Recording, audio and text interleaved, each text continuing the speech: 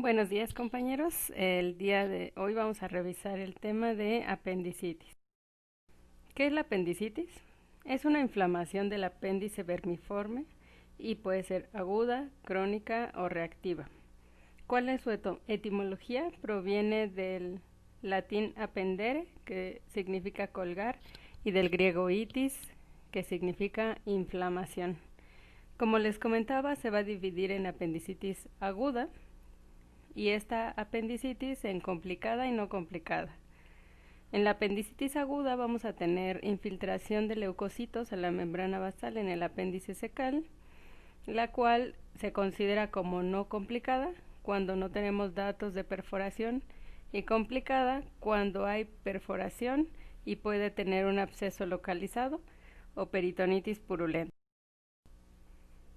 Vamos a ver un poco de historia. Para comenzar, en el año 3000 a.C., en una momia egipcia encontraron una adhesión en el cuadrante inferior derecho, lo cual fue sugestivo de apendicitis. En la Edad Antigua se estuvieron realizando diferentes estudios en animales, los cuales no poseen este órgano. Leonardo da Vinci fue uno de los primeros que realizó ilustraciones anatómicas de este órgano. Berengario da Carpi, en Italia, fue el primero en describir el apéndice, y Andrés Vesalius, en su texto de Humani Corporis Fabrica, ilustró el apéndice. Para el año de 1544, en Francia, Jean Fernel realizó la primera publicación sobre apendicitis. En Alemania, en 1711, Lorenz describe la perforación apendicular con absceso. Y este es un dato muy importante, que sí tienen que aprendérselo de memoria. En Francia, en 1735, Amiand realiza la primera apendicectomía.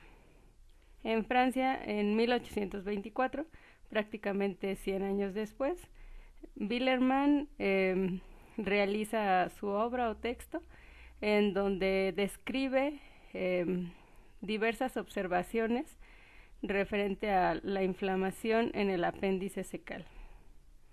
Y en Alemania, en 1830, Goldbeck y Alberts describen el término de tiflitis y peritiflitis para la inflamación del apéndice como tiflitis y peritiflitis en los tejidos circundantes.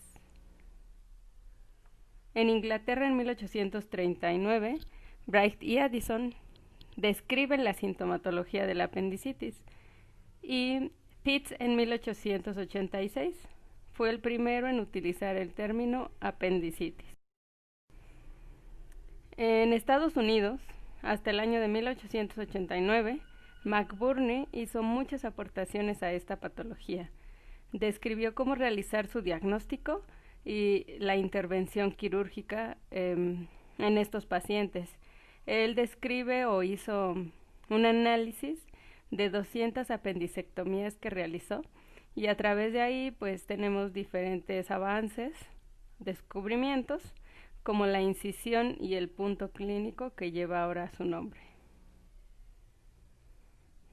En 1905, Rocky y Davis realizan la incisión transversa para la apendicectomía, y es cuando deciden realizar o nombrar hacia esta incisión, sumando los apellidos de estos dos autores, en 1896 por Elliot. En Alemania, este también es otro dato importante, en 1983 se realiza la primera apendicectomía laparoscópica. Y en 1987, que son 4 años después, se realiza una extracción laparoscópica del apéndice en fase aguda. Bueno, en cuanto a la epidemiología, vamos a encontrar que es la causa más frecuente de abdomen agudo quirúrgico en la infancia y adultez. El riesgo estimado es entre 7 y 8%. Su incidencia en cuanto a género tenemos de 1.25 para hombres sobre 1 para mujeres. Se presenta principalmente en la segunda y tercera décadas de la vida, con una edad promedio entre los 27 años y un pico máximo entre 12 y 18 años. En mayores de 70 años el riesgo disminuye a 1%. Sin embargo, puede estar presente. En México tiene una incidencia de 1 por cada 1000 personas por año y representa 48% de los ingresos quirúrgicos. Sabemos que no respeta raza ni condición social. Se observa una mayor presencia en países donde el consumo de fibra es realmente bajo. En cuanto a la mortalidad, en pacientes con apendicitis no complicada es del 0.3%, complicada del 1 al 3% y en ancianos del 5 al 15%. Un artículo publicado por el Hospital General de México, donde se estudiaron 12,000 casos, 57% se presentan sin perforación y el 43% con perforación.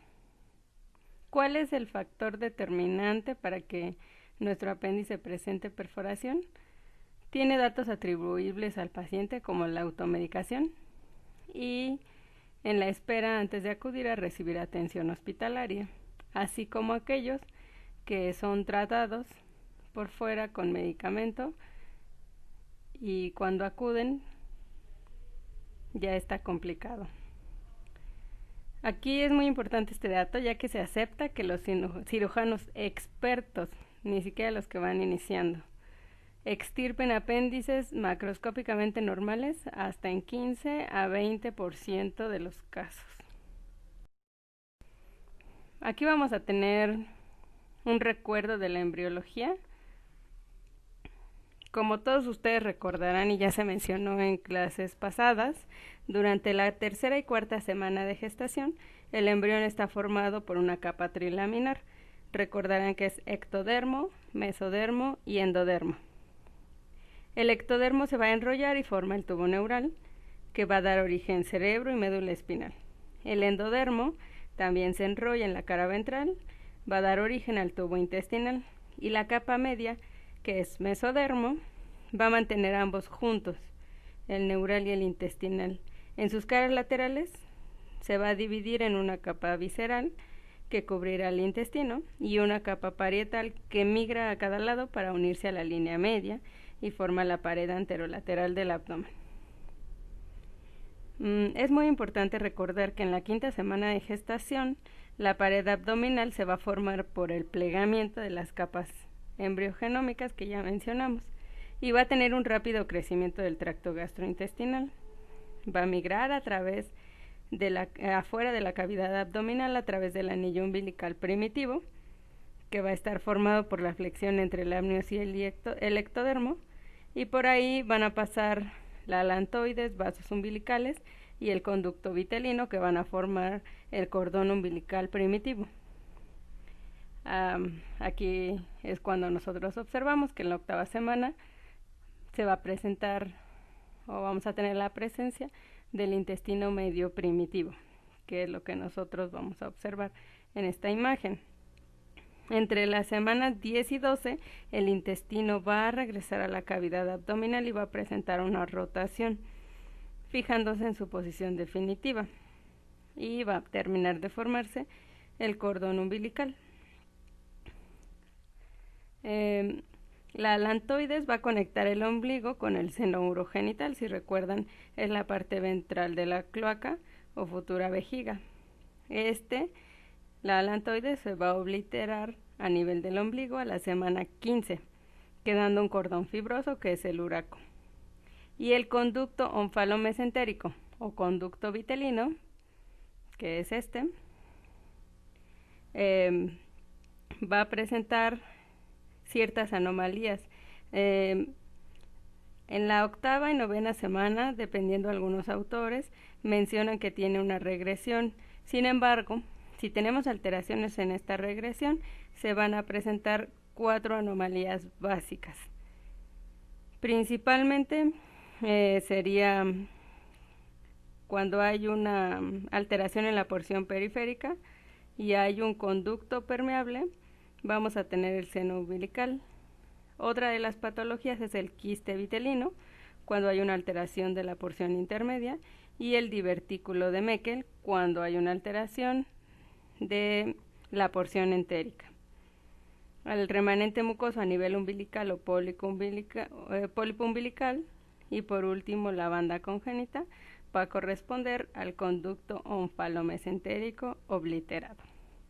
Bueno, una vez que hicimos este recordatorio de cómo es que se forma el apéndice, si recuerdan, pues es un pequeño remanente, el cual va a diferir en su longitud y posición dependiendo la edad de cada paciente. Aquí en esta imagen tenemos ejemplo de dos pacientes o dos apéndices de pacientes pediátricos y de la forma adulta.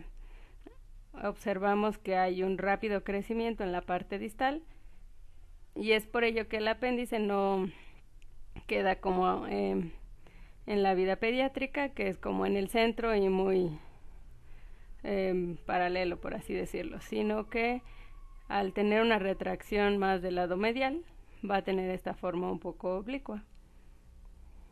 La longitud del apéndice va a ser de 1 a 25 centímetros, con un promedio de 5 a 10.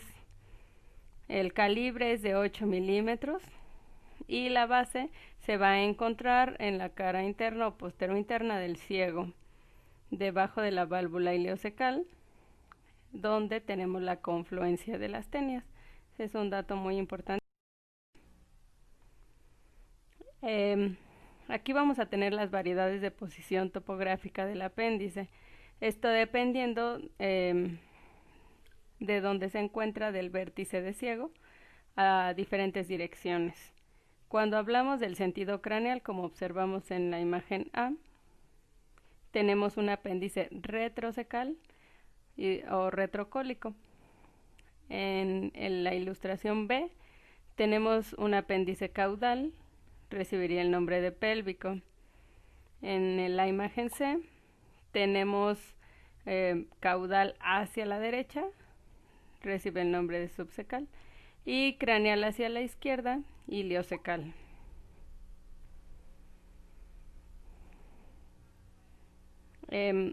Las posiciones cecales van a ser muy variables dependiendo cada sexo o género.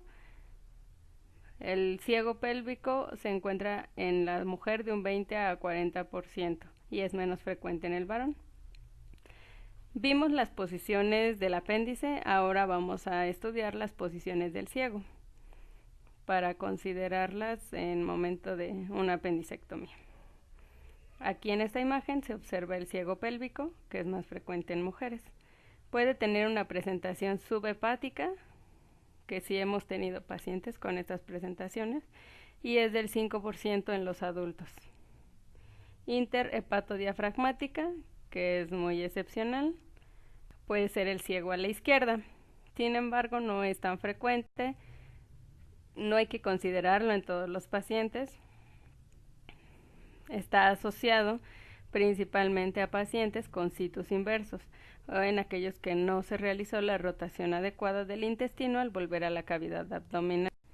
Y también puede existir un ciego o apéndice dentro de la cavidad torácica. Eso es todavía más raro, pero sí hay reporte.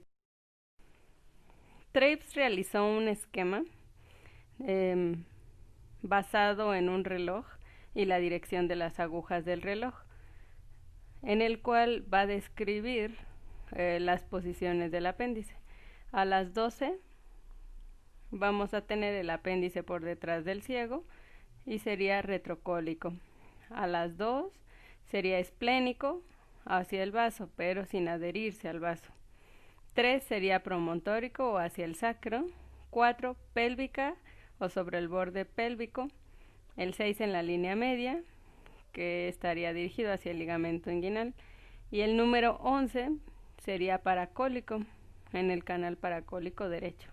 Podemos tener todas estas variedades de posición. ¿Por qué necesitamos saber estas variedades de posición? Y su frecuencia para que nosotros lo consideremos al momento de revisar a nuestros pacientes.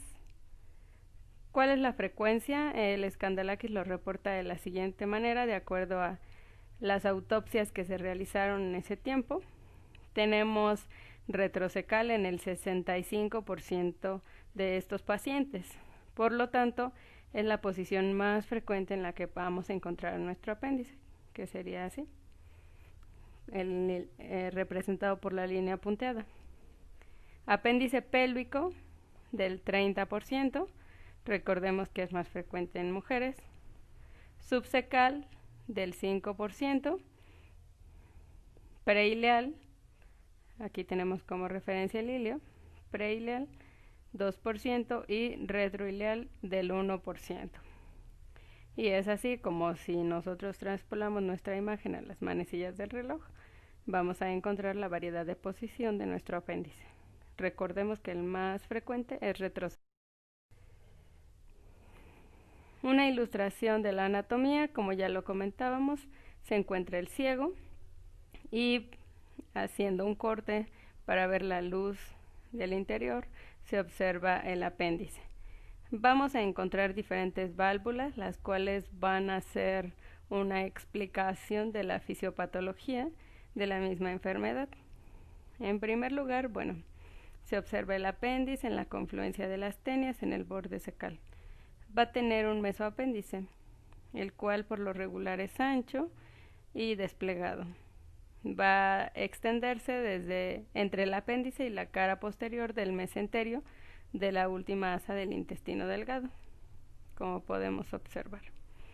En esta otra imagen es un esquema donde se demuestran las válvulas que comentaba. Recordemos la válvula ileocólica, la válvula de Bowing, que va a estar formado por dos valvas, la valva ileocólica, que sería la superior, y la valva ileocecal. En su conjunto se conoce con el nombre de válvula de Bowing. El apéndice va a contar con dos válvulas, que es la válvula de Gerlach y la válvula de Maniga. En cuanto a la histología, vamos a describir las capas del apéndice de afuera hacia adentro. En el número 1 se encuentra el revestimiento peritoneal. Aquí hacen una especificación de la inserción del mesoapéndice. Vamos a encontrar la capa muscular. En primer lugar, fibras longitudinales, posteriormente fibras circulares. Tenemos la submucosa, el cordón mucoso que presenta la musculares mucosae y las glándulas de Lieberkühn, que son muy importantes para la fisiopatología. Aquí podemos observar los folículos. Recordemos que el apéndice se considera un órgano linfoide con mayor actividad durante la infancia, y la luz del apéndice. Entonces, histológicamente hablando, así es como encontramos las capas. En cuanto a la irrigación, quise poner este esquema para que nos ubiquemos un poquito mejor. En el primero observamos todas las estructuras abdominales. Tenemos el colon ascendente, transverso, descendente, parte del mesenterio, parte del duodeno. Si nosotros retiramos esto, observamos la siguiente imagen, que sería la aorta con sus divisiones o sus ramas y la raíz del mesenterio, que es por donde va a transcurrir la arteria que vamos a estudiar.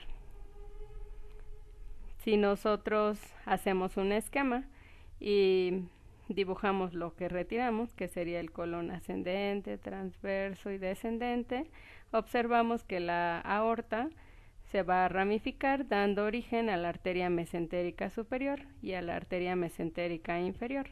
La arteria mesentérica superior va a irrigar al intestino delgado, al colon ascendente y al primer tercio del colon transverso, y el resto va a estar irrigado por la arteria mesentérica inferior. La rama terminal de nuestra arteria mesentérica superior va a dar origen a la arteria ileo-biseco-apendículo-cólica, que es la arteria que siempre les preguntan. ¿Y esto por qué? Bueno, pues es muy sencillo. Nos va a dar una rama ileal, dos ramas cecales, que sería anterior, posterior, la rama cólica inferior, que es esta, y la arteria apendicular, que va a irrigar a nuestro. Entonces, hay diferentes presentaciones de la arteria apendicular. Es importante mencionarlas para saber aproximadamente dónde vamos a encontrarlas en el mesoapéndice. Si se dan cuenta, siempre es en la cara superior y así va a estar esta distribución. En el 59% de los casos, que es lo más frecuente, se va a encontrar en el tercio proximal, no tan cerca de la base apendicular. El resto pues ya son variantes anatómicas que se van a presentar. Y estas pues son las arterias que les comentaba: cecal anterior, cecal posterior, la rama ileal que se regresa para el ilio, y de aquí pues ya la rama apendicular. Acá arribita vamos a encontrar a la arteria cólica inferior. En cuanto al drenaje o al retorno venoso, discurren juntas arteria y vena.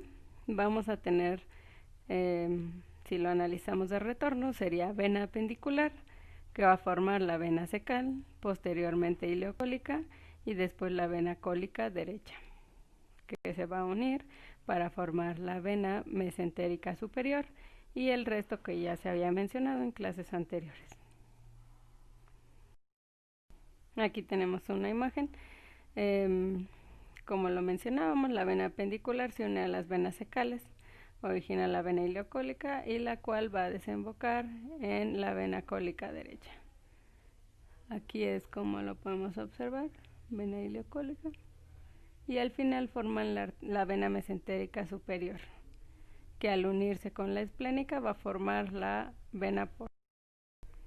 En cuanto a la inervación, vamos a tener inervación simpática, que procede de ganglios mesentéricos superiores y celíacos, la inervación parasimpática, que se origina del nervio vago, y la raíz torácica octava, la cual va a conducir la inervación sensorial del dolor. Ganglios, este drenaje linfático va a ser a través de una cadena ganglionar que va a estar adyacente a las arterias apendicular, ileocólica y mesentérica superior. Así es como se va a ir con diferentes niveles hasta llegar a los ganglios linfáticos celíacos y la cisterna del Quila. Vamos a hablar sobre etiología y patogenia. Si recordamos este esquema que pusimos previamente, aquí se encuentra la luz apendicular. ¿Cuál es la etiología principal? Obstrucción o obliteración de la luz apendicular. Recordemos que esta luz se va a encontrar redondeada por un repliegue mucoso, que es la válvula de Gerlach, y va a tener un diámetro de 3 a 5 milímetros. Va a tener otro estrechamiento, que es la válvula de Maniga, situada francamente en el conducto apendicular. Vamos a tener esta obliteración de la luz por diferentes factores. Vamos a dividirlo en tres, que puede ser materia fecal, fecalito o coprolito, en un 30 a 40% de los casos. Esto va a estar favorecido por el estreñimiento y la mayor consistencia de las heces. En el 10% de los casos contiene suficiente calcio. Esto es muy importante porque nos va a permitir observarlo a través de una radiografía de abdomen. No se observa en todos los casos. Sin embargo, si nosotros tenemos ese hallazgo radiológico, es sugestivo, muy sugerente de apendicitis. Perdón. El siguiente es la hiperplasia de los folículos linfoides, que se presenta en el 60% de los casos. Aquí tenemos un corte histológico donde se observa la hiperplasia de los folículos linfoides. ¿Y esto por qué? Debido a diferentes cuadros infecciosos que pueden ser generales o locales. Y el último son cuerpos extraños. Es el menos frecuente, del 1 al 4%. Se ha visto asociado con gérmenes o patógenos como entamoeba histolítica, em, principalmente parásitos, enterobios vermiculares, ascaris lumbricoides, y todos estos se encuentran al momento de realizar la apendicectomía. Restos alimentarios no digeridos.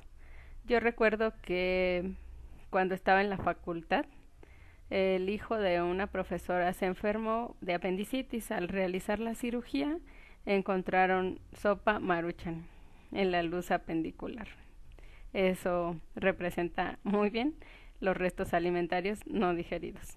También se han encontrado semillas de pepino, de jitomate, entre otros restos alimentarios. Un tumor apendicular, que es uno en cada 50,000, y vario retenido en pacientes que se hicieron estudios de imagen previamente. Como se pueden dar cuenta, pueden ser muchas las causas, todos confluyen en una sola fisiopatogenia, que es la obliteración de la luz apendicular. Aquí, en cuanto al estreñimiento, era lo que mencionábamos como factores de riesgo, el tipo de dieta. Una dieta muy pobre en fibra, que si nos damos cuenta en la actualidad y principalmente en el mundo occidental, es lo que se lleva a cabo. Poca ingesta de líquidos, poca ingesta de fibra, y tenemos una consistencia de las heces muy dura, lo cual puede deformar el fecalito que va a ocluir nuestra luz.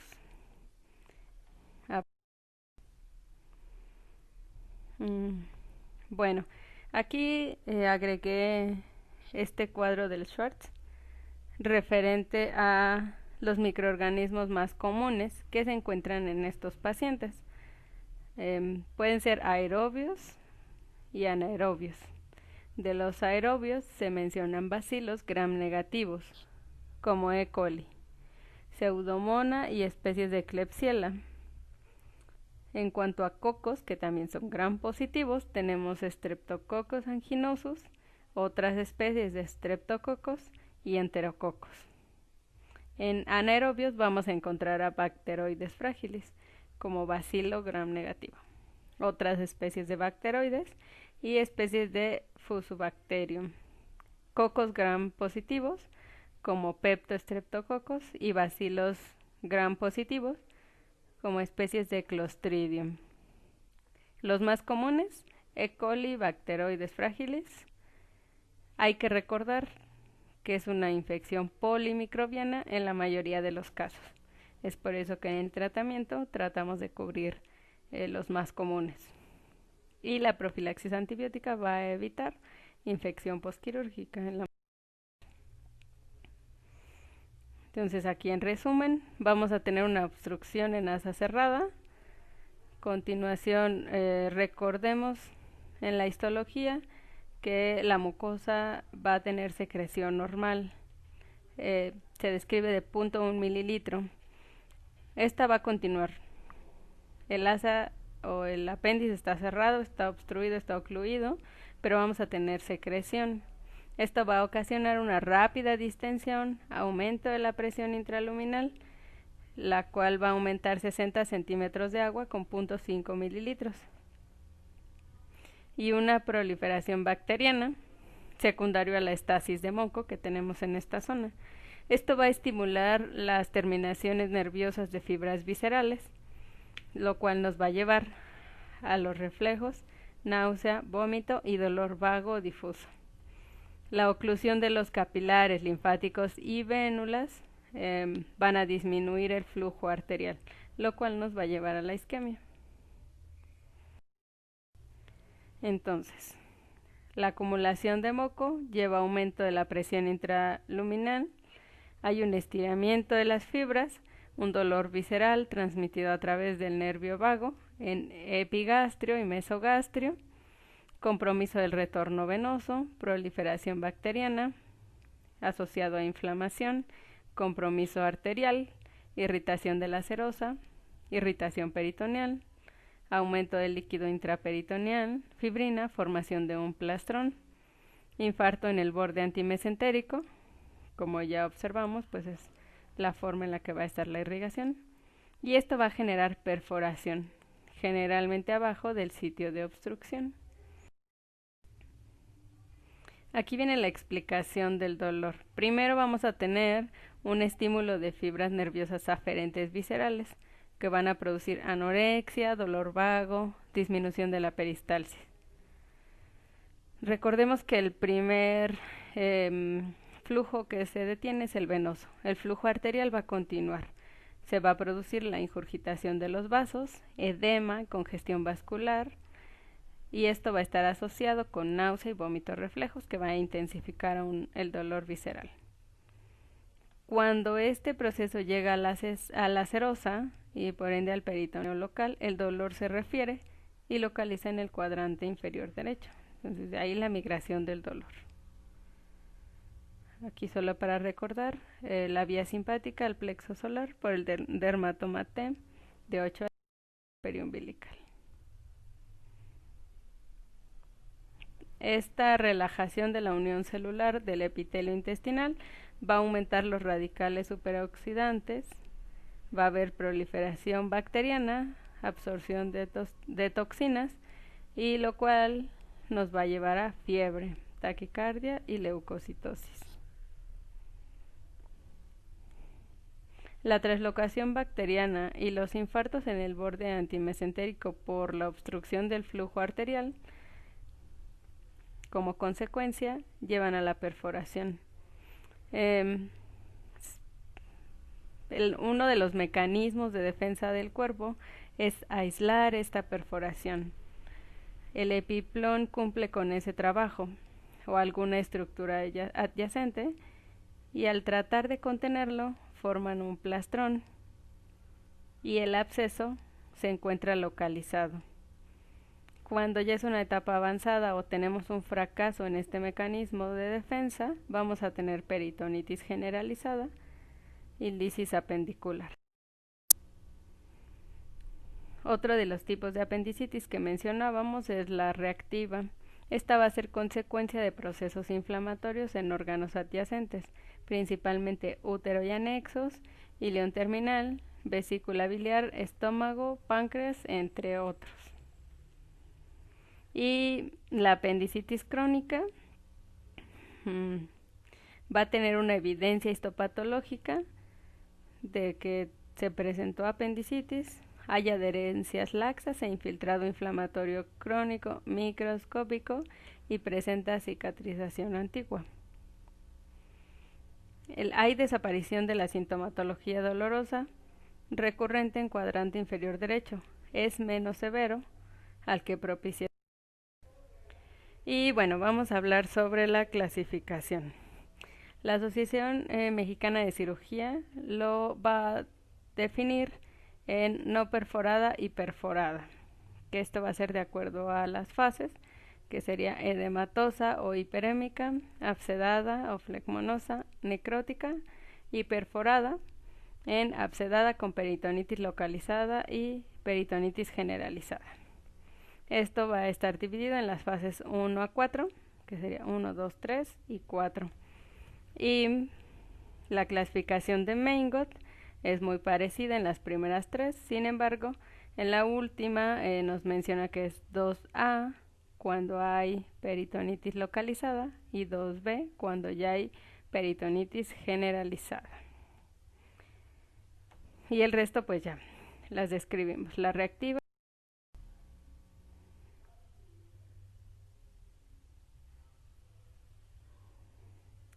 Vamos a ver la descripción de cada una de estas fases.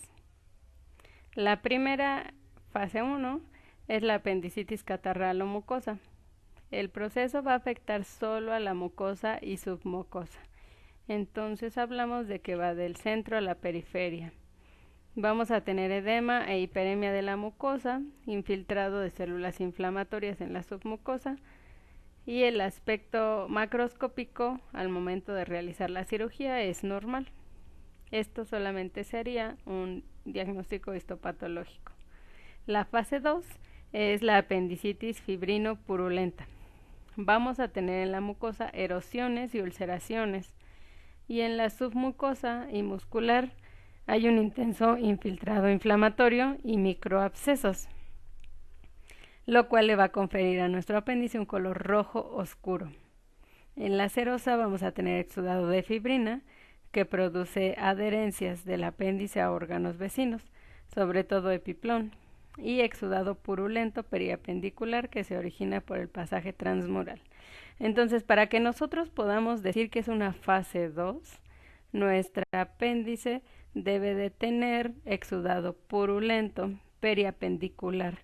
El hecho de que solamente haya vasos ingurgitados quedaría todavía en la fase 1. En la fase 2 ya debe de existir este exudado purulento y el cambio del color del apéndice, que sería rojo oscuro. De ahí, en cuanto a las adherencias, vamos a tener diferentes tipos en nuestros pacientes. En la primera imagen vamos a observar los velos de Lane. El otro nombre que reciben son velos ileales. Estos son simples bridas. La mayoría de las veces van a dificultar la exteriorización del apéndice y se pueden seccionar sin ningún problema. Entonces, para que podamos diferenciarlos, son ileales y son avasculares. Los repliegues de Treves, ileocecales o ileomesoapendiculares, también son casi siempre avasculares y también evitan o nos impiden la exteriorización del apéndice. Los velos de Jackson o velos perisequileales pueden simular ciegos extraperitoneales, ya que queda en la parte posterior nuestro ciego.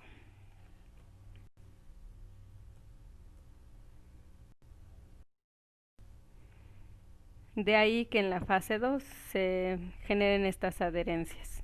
Vamos a continuar con la fase 3, que es gangrenosa.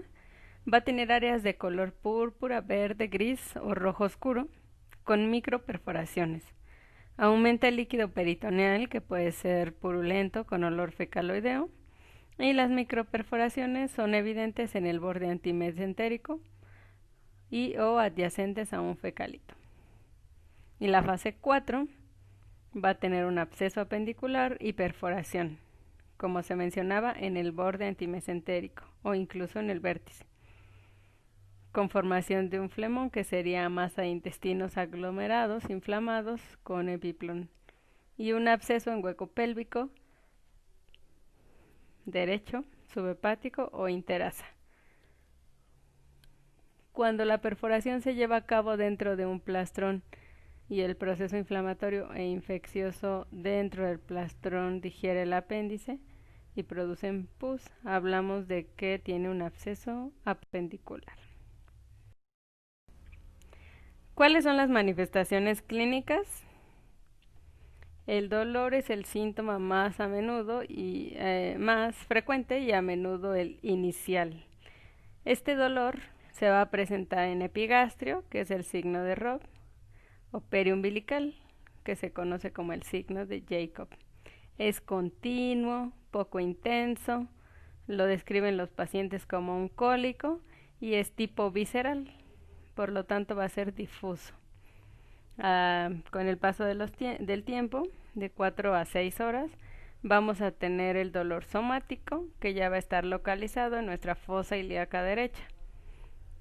Se va a presentar contractura muscular y este dolor va a aumentar en la intensidad. Hay que considerar el grado de inflamación apendicular, los extremos de la vida, inmunosupresión, consumo de esteroides, analgésicos o antibióticos, ya que estos pueden enmascarar el dolor. Y lo más común es en fosa ilíaca derecha. Sin embargo, veíamos las presentaciones del apéndice, las variaciones anatómicas. Si nosotros tenemos una punta larga inflamada, puede tener dolor en el cuadrante inferior izquierdo en pacientes con malrotación. Retrocecal nos va a dar dolor en flanco o la espalda. Pélvico, dolor suprapúbico, tenesmo, diarrea. Retroiliar, dolor testicular y diarrea. Y subhepático, dolor en hipocondrio derecho. Náusea y vómito se describe posterior al dolor. Los vómitos nunca preceden al dolor en la mayoría de los casos. Aumento de la temperatura. Empieza con un estado subfebril, llegando a hipertermia. Y en la apendicitis complicada tenemos una diferencia axilorrectal superior a 1 grado centígrado. Anorexia es casi constante y es donde tenemos esta frase que dice: no hay abdomen agudo con hambre. El ritmo intestinal va a presentar estreñimiento, es lo más común, una disminución por lo que veíamos de las fibras del vago, y en el 20% va a presentar diarrea, principalmente por perforación apendicular o apendicitis pelviana. Puede llegar a tener irritación de la vejiga en casos de apéndice pélvica. El hecho de que tenga síntomas miccionales no descarta apendicitis. Cefalea en el 14% de los casos, sobre todo en niños, y podemos tener un escroto agudo o exudado vaginal en aquellos con conducto peritoneo vaginal persistente o un apéndice retrovesical.